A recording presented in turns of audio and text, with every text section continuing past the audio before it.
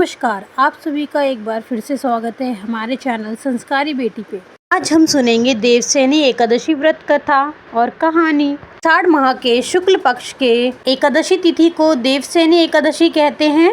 इस दिन से भगवान विष्णु शेष सागर की अनंत सैया पर गहरी नींद में चले जाते हैं। इसके बाद कार्तिक माह की एकादशी को भगवान विष्णु योग निद्रा से निकलते हैं और इस दौरान भगवान शिव सृष्टि का संचालन करते हैं। देवशयनी एकादशी के कथा के अनुसार एक बार राजा बलि ने तीनों लोकों पर अपना अधिकार जमा लिया था। यह देखकर भगवान इंद्र और अन्य देवी देवता घबरा गए और भगवान विष्णु के शरण में चले गए। सभी देवी देवताओं को परेशान देखकर भगवान विष्णु ने वामन अवतार धारण कर लिया और राजा बलि से भिक्षा मांगने जा पहुँचे। राजा बलि ने वामन देवता को कहा, जो मांगना चाहते हैं आप मांग लीजिए। इस पर वामन देवता ने भिक्षा में 3 पग मांग ली। पहले पग में उन्होंने और दूसरे पग में वामन देवता ने धरती, आकाश और पूरा संसार नाप लिया। जब तीसरे पग के लिए कोई जगह नहीं बची तो राजा बलि से ब्राह्मण देवता ने पूछा, तेरा पग मैं कहाँ रखूं? तब राजा बलि ने अपना सिर आगे कर दिया। वामन अवतार में भगवान विष्णु ने राजा बलि की यह उदारता को देखकर बहुत प्रसन्न हुए और राजा बलि से वर मांगने को कहा। राजा बलि ने उनसे वरदान मांगा कि आप पाताल लोक में जाकर बस जाएं। राजा बलि की बात मानकर उनको पाताल लोक में जाना पड़ा। ऐसा करने से सभी देवता और माँ लक्ष्मी परेशान हो गईं और अब अपने पति को वापस लाने के लिए माता लक्ष्मी एक गरीब स्त्री का वेश धारण करके राजा बलि के पास गईं और उन्हें अपना भाई बनाकर राखी बांधी और उन्होंने उपहार के रूप में भगवान श्री विष्णु को पाताल लोक से वापस ले जाने का वरदान मांगा। माता लक्ष्मी के साथ वापस जाते हुए भगवान विष्णु ने राजा बलि को वरदान दिया कि वह प्रत्येक वर्ष आषाढ़ शुक्ल की एकादशी के दिन से कार्तिक माह की एकादशी तक पाताल में निवास करेंगे और इन 4 महीनों की अवधि को उनकी योग निद्रा माना जाएगा। तो यह थी देवशयनी एकादशी व्रत कथा। देवशयनी एकादशी कथा का वर्णन स्वयं श्री कृष्ण ने किया है। युधिष्ठिर जी को पूरा वर्णन किया है। सतयुग में माधवा नाम का एक चक्रवर्ती राजा था। उसके राज्य में 3 साल तक वर्षा नहीं हुई थी। इसकी वजह से राज्य में भयंकर अकाल पड़ गया था। अकाल की वजह से चारों ओर हाहाकार मच गया था।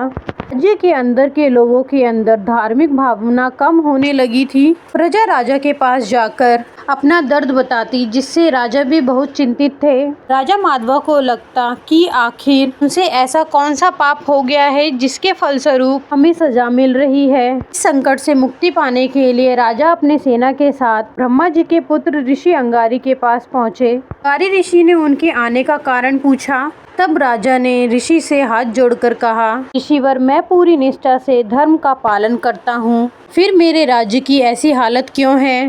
कृपा करके मुझे इसका समाधान बताइए। अंगारी ऋषि ने कहा, यह सतयुग है, यहाँ छोटे से पाप का दंड भी बहुत बड़ा मिलता है। अंगारी ऋषि ने राजा को आषाढ़ माह के शुक्ल पक्ष की एकादशी व्रत करने को कहा।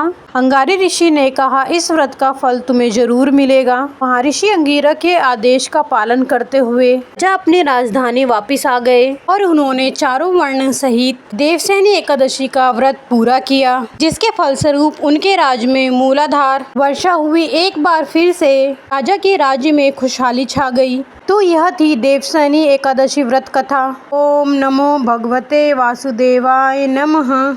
ओम जय जगदीश हरे स्वामी, जय जगदीश हरे। भक्त जनों के संकट, भक्त जनों के संकट क्षण में दूर करे। ओम जय जगदीश हरे। जो ध्यावे फल पावे, दुख बिन से मन का स्वामी, दुख बिन से मन का।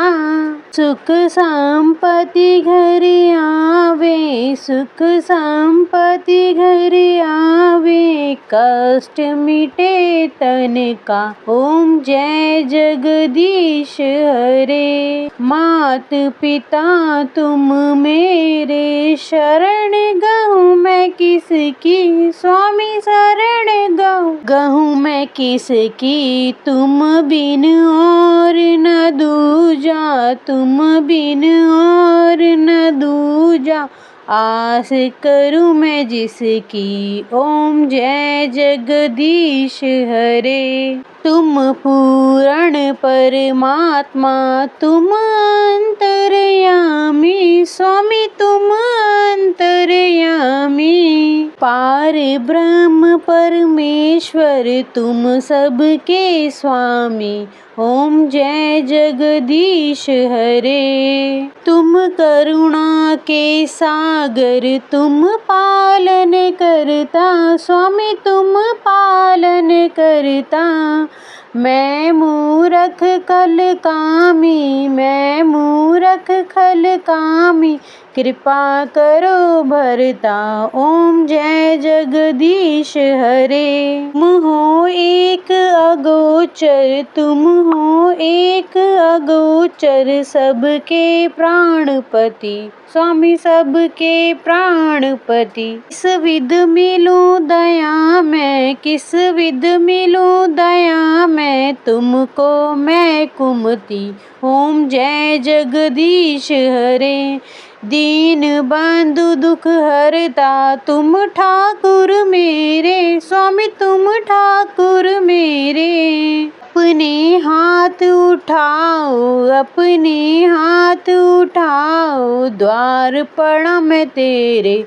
ओम जय जगदीश हरे।